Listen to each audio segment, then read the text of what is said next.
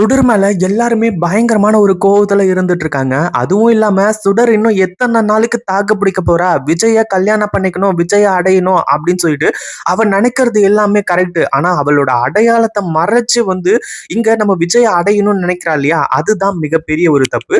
அதாவது நம்ம விஜய் இருந்துட்டு முதல்ல ரேணுகாவ கல்யாணம் பண்ணாங்க. அடுத்ததா ரேணுகா இறந்துட்டாங்க. அடுத்ததா நம்ம மல்லிய. வேற வழி இல்லாம கல்யாணம் பண்ணாங்க. ஆனாலும் மல்லிய புடிச்சு போயி கடைசியில மல்லி கூட வாழணும் அப்படின்ற மாதிரி நினைச்சாங்க. இப்போ ரேணுகா மாதிரியே இருக்கக்கூடிய சுடர் அப்படின்ற ஒருத்தி வந்திருக்கா, பிரச்சனையே கிடையாது. நம்ம விஜய் இருந்துட்டு இப்போ எனக்கு பொண்டாட்டி மாதிரியே இருக்கக்கூடிய சுடர் தான் வேணும் அப்படின்ற மாதிரி சொல்லி அவரு இந்த சுடரை ஏத்துக்கிட்டாரு அப்படின்னா பிரச்சனையே கிடையாது. ஏன்னா இது மனம் ஒத்தி போய் கடைசியில இந்த கல்யாணம் நடக்கிறது. ஆனா இங்க நடக்கிற விஷயம் என்ன? இந்த சுடர் ஏற்கனவே ஒரு கேடு கெட்டவ, அதாவது போலீஸ் தேடக்கூடிய ஒரு குற்றவாளி அப்படின்னு சொல்லலாம். அதாவது போலீஸ் வலை வீசி தேடிட்டு இருக்கு. சுடர் மட்டும் சிக்கினா அப்படியே இப்போ ஜெயிலுக்கு போய் பர்மனண்டா ஜெயிலே களி தின்ன வேண்டியதுதான். அந்த மாதிரி ஒரு சுச்சுவேஷன்ல இருந்துட்டு இருக்கா. ஆனா இவளுக்கு நம்ம மல்லியோட புருஷன் விஜய் வேணுமா அப்படின்னு சொல்லிட்டு நிறைய பேர் பயங்கரமான கோவத்தோட இந்த சுடரை திட்டிக்கிட்டு இருக்கீங்க அப்படின்றது எல்லாமே எனக்கு தெரியுது. ஆனா அதே சமயத்துல இவ எவ்வளவு நாள் தாக்கு பிடிக்க போறா? நம்ம விஜய் இந்த சுடரோட கழுத்துல தாலியை கட்டுறதுக்கு, அதாவது கட்டுறதுக்கு போறதுக்கு ஒரு செகண்ட் முன்னாடி வரைக்கும் தான் இந்த பிரச்சனை எல்லாமே. அந்த ஒரு டைம்ல எல்லா பிரச்சனையுமே ஓவர் ஆக போகுது, முடிய போகுது அப்படின்றதுதான் உண்மையிலேயே ஒரு சூப்பரான சம்பவம் அப்படின்னே சொல்லலாம். இந்த ஒரு விஷயத்த யாருமே எதிர்பார்த்திருக்கவே மாட்டாங்க.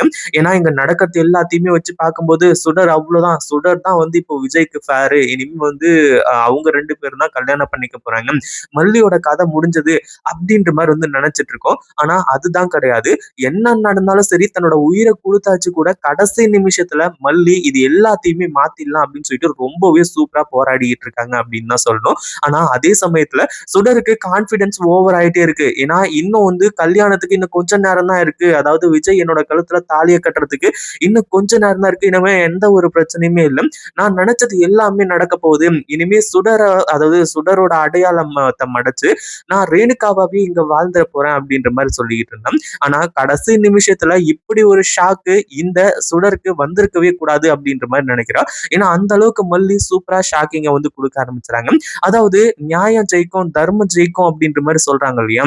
கடைசி நிமிஷத்துல இப்படி நின்னு தலை காக்கும் அப்படின்னு சொல்லிட்டு யாருமே எதிர்பார்த்திருக்கவே மாட்டாங்க. கடைசியில நம்ம மல்லி எல்லா ஆதாரங்களையுமே கொண்டு வர்றது மட்டும் இல்லாம இந்த சுடரை பத்தின ரகசியங்கள் தெரிஞ்ச இந்த அதாவது மாரியையே இங்க கூட்டிட்டு வராங்க அப்படின்னு தான் சொல்லணும். கடைசியில இந்த சுடர் இவங்க எல்லாரையுமே பார்த்து மிகப்பெரிய ஒரு அதிர்ச்சியில இருக்காங்க. சுடரோட ரகசியங்கள் எல்லாமே வெளியே வரப்போகுது. இந்த வீடியோ பிடிச்சிருந்தா லைக் பண்ணுங்க, ஷேர் பண்ணுங்க. இப்பதான் நம்ம சேனலுக்கு ஃபர்ஸ்ட் டைம் வரீங்க அப்படின்னா கீழ இருக்க சப்ஸ்கிரைப் பட்டனை பிரஸ் பண்ணிக்கோங்க.